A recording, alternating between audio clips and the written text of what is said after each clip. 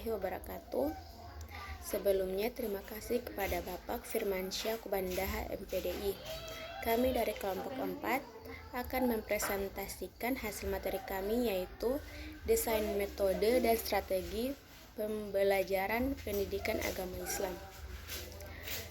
Baik, saya akan menjelaskan pengertian desain metode dan strategi pembelajaran PAI. Desain dapat diartikan keseluruhan, struktur, kerangka, ataupun outline.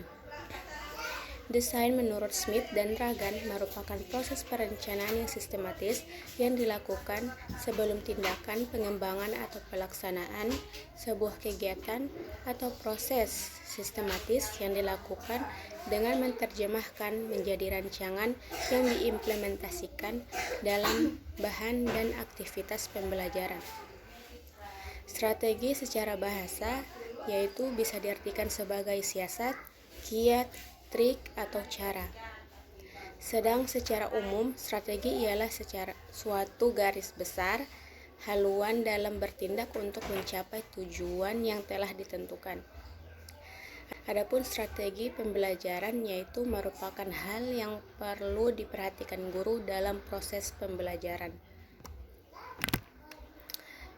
Poin yang kedua yaitu macam-macam metode pembelajaran pendidikan agama Islam.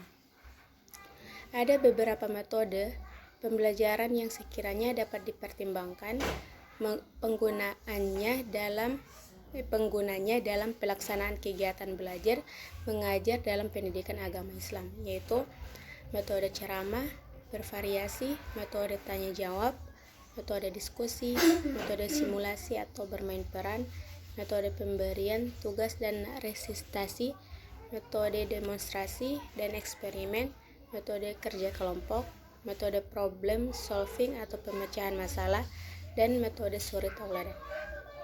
Selanjutnya akan dijelaskan oleh rekan saya.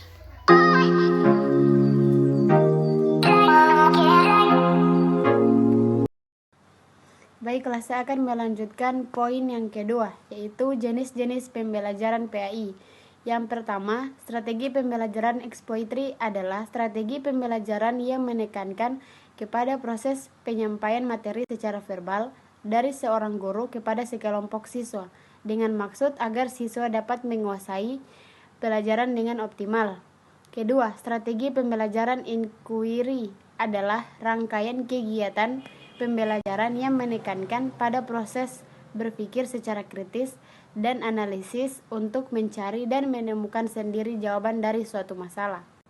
3. Strategi pembelajaran kooperatif merupakan strategi yang menggunakan model pembelajaran dengan sistem pengelompokan yang memiliki latar belakang kemampuan, jenis kelamin, ras atau suku yang berbeda.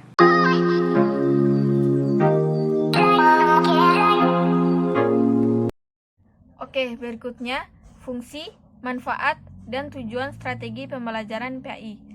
Yang pertama, fungsi metode desain pembelajaran PAI.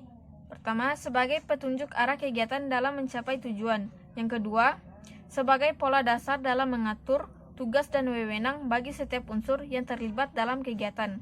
Yang ketiga, sebagai pedoman kerja bagi setiap unsur, baik unsur guru maupun unsur murid. Yang keempat, sebagai alat ukur efektif tidaknya suatu pekerjaan sehingga setiap saat diketahui ketetapan dan kelambatan kerja. Yang kelima, sebagai bahan penyusunan data agar terjadi keseimbangan kerja. Selanjutnya, manfaat desain metode pembelajaran. Yang pertama, sebagai penunjuk arah kegiatan dalam mencapai tujuan. Yang kedua, sebagai pola dasar dalam mengatur tugas dan wewenang bagi setiap unsur yang terlihat dalam kegiatan. Yang ketiga, sebagai alat ukur efektif tidaknya suatu pekerjaan sehingga setiap saat diketahui ketetapan dan kelambatan kerja. Yang keempat, sebagai pedoman kerja bagi setiap unsur, baik unsur pengajar maupun unsur yang diajar. Yang kelima, untuk bahan penyusunan data agar terjadi keseimbangan kerja. Yang keenam, untuk menghemat waktu, tenaga, alat-alat, dan biaya. Selanjutnya, tujuan metode desain pembelajaran PAI. Tujuan sebuah desain adalah untuk mencapai solusi terbaik dan memecahkan masalah dengan memanfaatkan sejumlah informasi yang tersedia. Itulah pemaparan materi dari kelompok kami. Terima kasih.